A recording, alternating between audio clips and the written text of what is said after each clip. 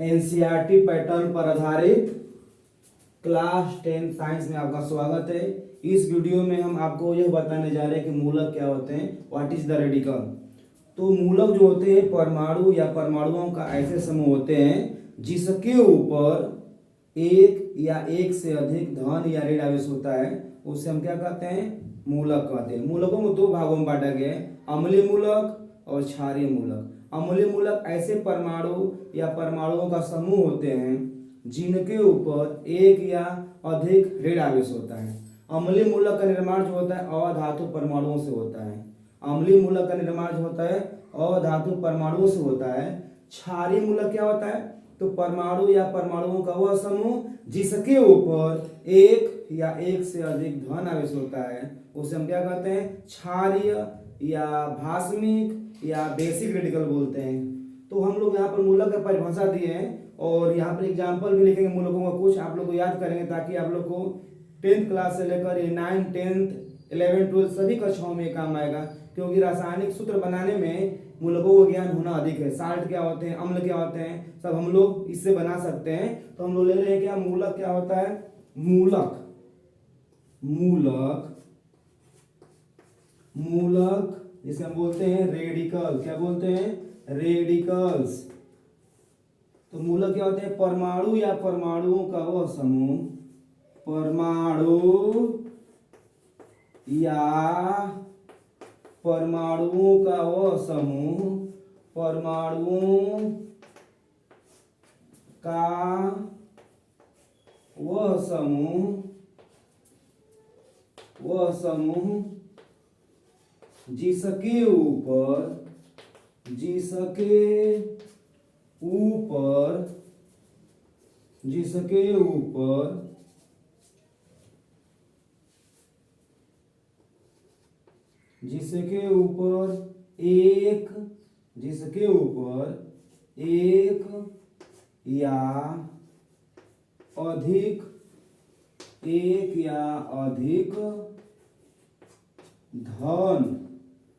एक या अधिक धन या ऋण आवेश होता है,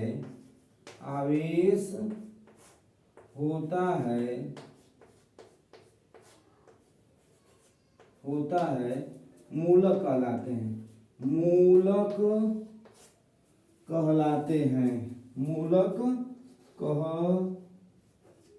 कहलाते हैं। मूलक कहलाते हैं। मूलक को दो भागों में बांटा गया है। मूलकों को दो भागों में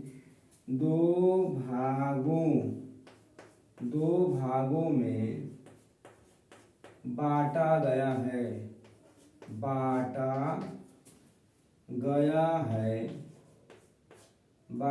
है। एक को हम लोग बोलते हैं क्या, मूलकों को हम दो भागों में बांटेंगे। एक को हम बोलते हैं क्या, अम्लीय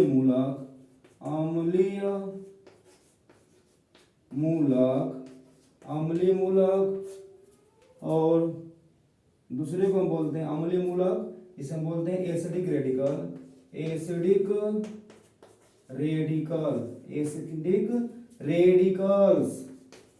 और दूसरा जो होगा उसे हम बोलते हैं क्षारीय। दूसरा कैटेगरी जो होता है क्षारीय या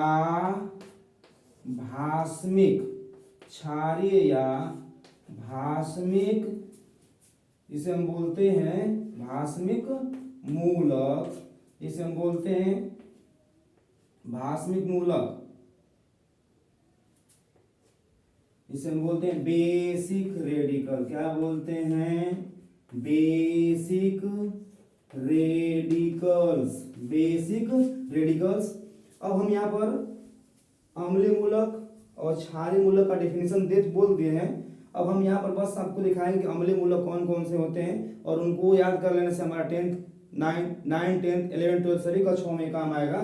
तो अम्लीय मूलक हम लिख रहे हैं पहले। अम्लीय मूलक कौन कौन से हैं, अम्लीय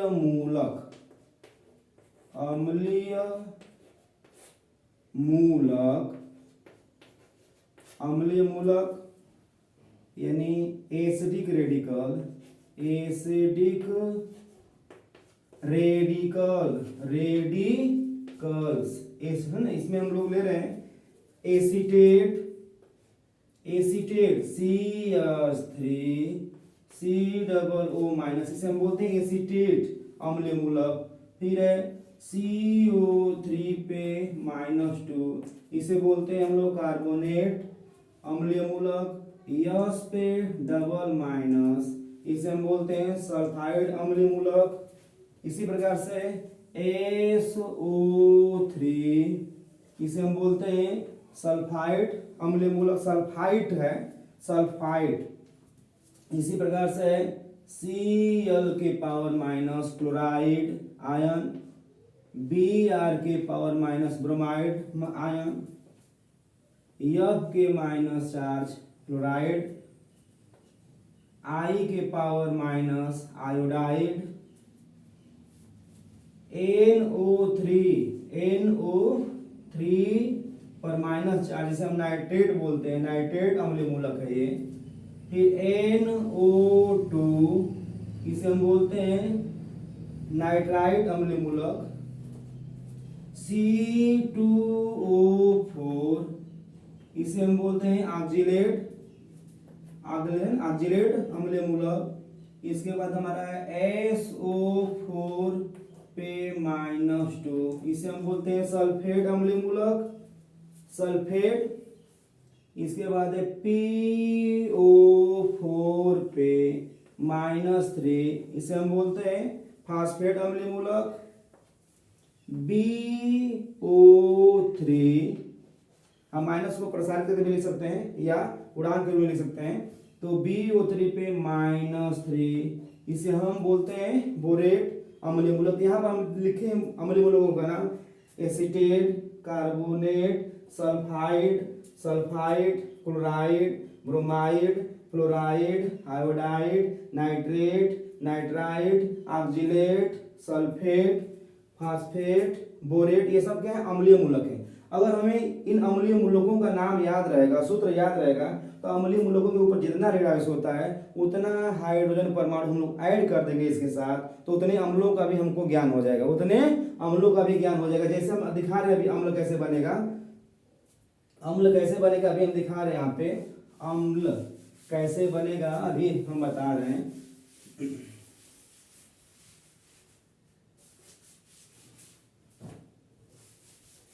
अम्ल यानी अम्लीय मूलकों का हमको ज्ञान, अम्लीय मूलकों के ज्ञान से हम लोग 10-12 अम्लों का नाम भी जान जाएंगे, जो हमें उच्च कक्षाओं में या कोई फार्मूला अम्लों का सूत्र लिखने में कोई प्रॉब्लम नहीं होगा, मूलकों का ज्ञान होगा तो अम्लीय मूलकों का। तो अभी हम दिखा रहे हैं कि जैसे अभी हम लिखे हैं जितने भी अम्लों का नाम, उन अम्लों से हम बना रहे हैं क्या, अम्ल बना रहे हैं। जैसे हम लिखे अभी Cl के पावर -4, इसके ऊपर कितना रेडियस है, 1 है, तो हम लोग इसके साथ जोड़ देंगे एक एटम, तो इसके मिलने से बन जाएगा हमारा HCl, हाइड्रोक्लोरिक अम्ल।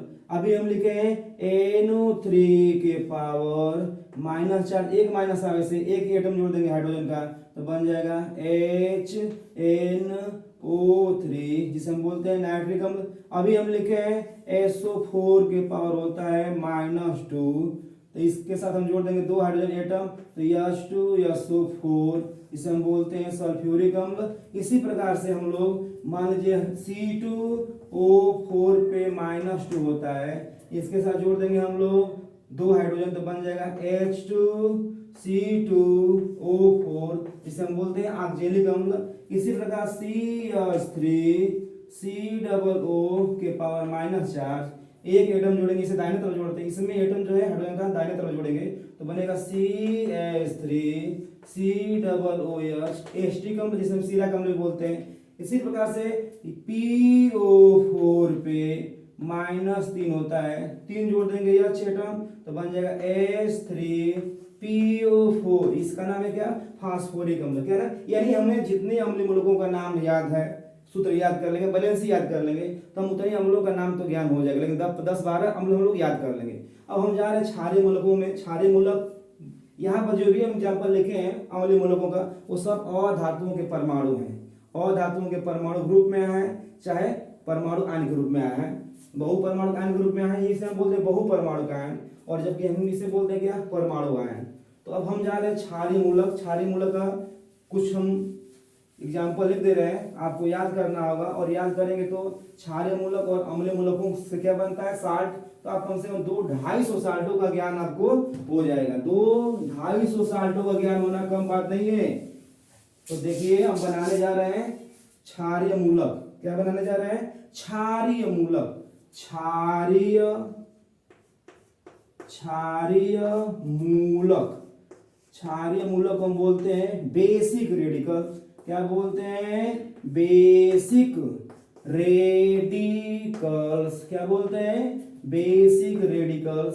तो परिभाषा हम बोल दिए आप लोगों को पहले ही कि परमाणु या परमाणुओं का ऐसा समूह जिसके ऊपर एक या अधिक धन आवेश होता है उसे हम क्षारीय मूलक कहेंगे। तो क्षारीय मूलक हम लोग ले रहे हैं, क्षारीय मूलक ले रहे हैं हम लोग Mg⁻²। ऐसे हम क्षारीय मूलकों का नाम लिखने जा रहे हैं जो कक्षा 10, 11, 12 सब में काम आएगा। तो ये है मैग्नीशियम धनायन है, ये मैग्नीशियम धनायन है। इसके बाद हम लिख रहे हैं NH4। NH4 को बोलते हैं अमोनियम धनायन, अमोनियम आयन या अमोनियम धनायन। यही एक ऐसा क्षारीय मूलक है जो अधातु परमाणु से बना है। नहीं तो अब जितने भी एग्जाम्पल में आएंगे सब क्या होंगे, धातु आयन होंगे। तो यहाँ पर हुआ Mg2+, NH4 पे प्लस चार्ज। इसके बाद हम लोग रहे calcium Ca⁻2+, Al⁻3+, aluminium, calcium, aluminium. ये है क्रोमियम Cr⁻3+, क्रोमियम है। बेरियम Ba⁻2+, बेरियम है। Sr, इसे हम बोलते हैं स्ट्रैंसियम बोलते हैं या स्ट्रांसियम बोलते हैं, 2+। इसके बाद ले रहे हैं हम लोग Mn, मैग्नीज। Mn के पावर होता है 2+, Mn के पावर 2+। Fe के पावर 2+ होगा तो इसे हम बोलते हैं फेरस। क्या बोलते हैं, फेरस। अगर एक तत्व दो तरह का अगर संयोजकता दिखाता है तो जिसमें कम रहेगा उसमें हम लोग लगाते हैं अस। तो अगर Fe किसी यौगिक में अगर 2+ के रूप में रहेगा तो उसमें फेरस बोलेंगे। और एक होता है Fe के पावर 3+, तो इसे हम बोलते हैं फेरिक। क्या बोलते हैं, फेरिक। तो एक तत्व अगर दो तरह का बैलेंस दिखाता है तो हम बोलते हैं कि वो परिवर्ती संयोजकता दिखा रहा है। क्या दिखा रहा है, परिवर्ती संयोजकता दिखा रहा है। और परिवर्ती संयोजकता दिखाने वाला एक ही तत्व में जिसमें बैलेंसी कम होगा उसमें अस लगाएंगे और जिसमें अधिक होगा उसमें क्या लगाएंगे, इक लगाएंगे। तो ये फेरस के रूप में है और ये फेरिक के फॉर्म में। अगला एग्जांपल कोबाल्ट Co के power 2+, cobalt. Nickel Ni⁻2+, nickel. Cu के पावर प्लस रहेगा तो इसे हम बोलते हैं क्यूप्रस के फॉर्म में है, ये क्यूप्रस के फॉर्म में है। अगर Cu के पावर 2+ लिख देंगे तो इसे हम बोलते हैं क्यूफ्रिक का फॉर्म। क्या बोलते हैं, क्यूफ्रिक का फॉर्म बोलते हैं। Zn, इसे हम बोलते हैं जिंक। क्या बोलते हैं, zinc.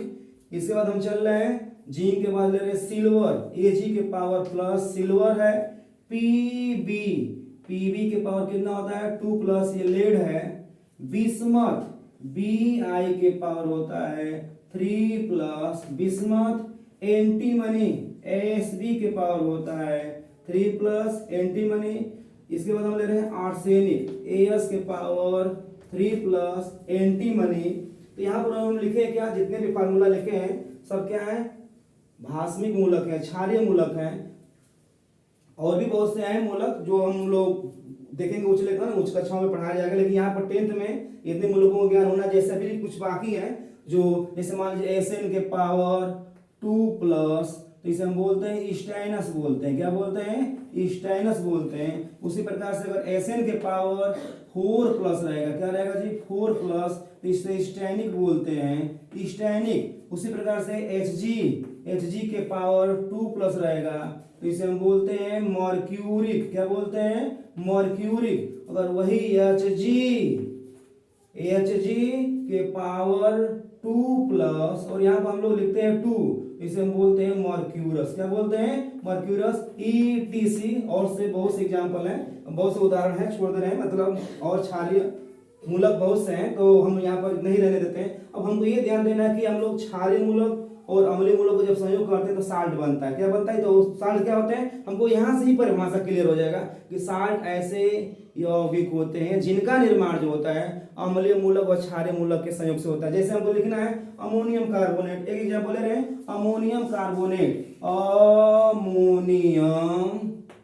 Ammonium carbonate. Ammonium carbonate का अगर हमको फार्मूला लिखना है, ये केमिकल नाम है, रासायनिक सूत्र है, रासायनिक नाम है। अगर फार्मूला लिखना होगा तो हमको मूलकों का ज्ञान है, जैसे हमको मालूम है कि NH4 के पावर प्लस होता है और CO3 के पावर जो होता है -2 होता है। तो हम लोग को जो केमिकल फार्मूला बनाना होगा, तो चूंकि पूर्णांकों से हमको माइनस प्लस से मतलब नहीं होता, हमको फार्मूला लिखने में पूर्णांकों का ही मतलब सहायता लेना है। तो ये पूर्णांक हम इसके पास लगाएंगे, ये पूर्णांक इसके पास आएगा और ये पूर्णांक क्या होगा, इसके पास जाएगा। तो 1 को तो लिखा नहीं जाता है, तो फार्मूला क्या बनेगा हमारा, बनेगा NH4। चूंकि यहाँ पूर्णांक इसलिए क्वेश्चन लग जाएगा, तो NH4 का होल ट्वाइस CO3। 1 को लिखेंगे नहीं तो इसका नाम हो गया क्या, अमोनियम कार्बोनेट। क्या नाम हो गया इसका, अमोनियम कार्बोनेट। इसी प्रकार से और एग्जांपल हम ले रहे हैं, दो चार दिखा दे रहे हैं ताकि आप लोग घर पे रिवीजन करेंगे। और मैं सोच रहा हूँ कि केमिस्ट्री में आप ऐसे बने जो आपके जन आप इतने निपुण बने, ज्ञानी बने कि आप हमारा जो भविष्य आप आगे उज्जवल करें। तो इसी क्रम में हम दूसरा एग्जाम्पल लेने जा रहे हैं। क्या दूसरा एग्जाम्पल लेने जा रहे हैं, हम लोग कोई भी फार्मूला, अम्लों का ज्ञान होगा, हमें 10-12 अम्ल याद हो जाएंगे, 60 कम से 250 साल्ट याद हो जाएंगे। अब हमको लिखना है, मान लीजिए लिखना है लेड एसीटेट लिखना है। क्या लिखना है, लेड एसीटेट। तो आपको मालूम है कि Pb के पावर 2 प्लस और CH3 के पावर OO-। तो ये बना ना, ये है एसीटेट है और ये है लेड है। तो जो एसीटेट का साल्ट बनता है उसमें अम्लीय मूलक को पहले लिखा जाता है और क्षारीय मूलक को बाद में लिखा जाता है। तो हम लिखेंगे क्या, CH3COO का, यहाँ पर देखिए ध्यान से, इसका बैलेंस 2 है, तो CH3COO का होल ट्वाइस PB इसका बैलेंस जो 1 होता है, तो यहाँ पर 1 को लिखा नहीं जाएगा, तो इसका नाम क्या हो जाएगा, लेड एसीटेट। क्या नाम हो जाएगा जी, lead, LEAD, lead acetate, lead acetate होगा। इसी प्रकार लिखना है हम लोग को अमोनियम कार्बोनेट। अमोनियम कार्बोनेट लिखना है, अमोनियम कार्बोनेट तो लिख चुके हैं, अमोनियम फास्फेट करना है, अमोनियम फास्फेट का लिखना है हमको। तो क्या करेंगे, हम लोग लेंगे यहाँ से NH4 प्लस ले लेंगे और हमको फास्फेट का मालूम है कि PO4 पे कितना होता है, -3 होता है। तो इसका बैलेंस हम लोग यहाँ पर लिखेंगे, इसका बैलेंस हम लोग यहाँ पर लिखेंगे। तो वही बोल चुके हैं कि बैलेंसिंग को ट्रांसफर करने में हमें ऋण और धन से मतलब नहीं होता है, पूर्णांकों से ही मतलब होता है। किससे होता है, पूर्णांकों से मतलब होता है। तो हम लिखेंगे क्या, NH4 का होल थ्राइस, क्या हो जाएगा, होल थ्राइस, और यहाँ पर हम लोग लेते हैं क्या जी, PO4। तो क्या बन गया हमारा फार्मूला, अमोनियम फास्फेट। यानी 13 अम्ल हैं, अगर 30 या 25 भाषी मूलक अगर हमको याद है तो उतना मल्टीप्लाई कर दीजिए, कितना बन जाएगा, क्या उतना मल्टीप्लाई कर दीजिए, कितना साल्ट बनकर तैयार हो जाएगा। यानी 250 लगभग साल्ट बनेंगे, 13 अम्ल बनेंगे। तो ये वीडियो आपके लिए कुछ खबरी है। ये इस वीडियो के द्वारा आप लोग, हम उम्मीद रखते हैं कि केमिस्ट्री में आप लोग स्ट्रांग बनेंगे। धन्यवाद।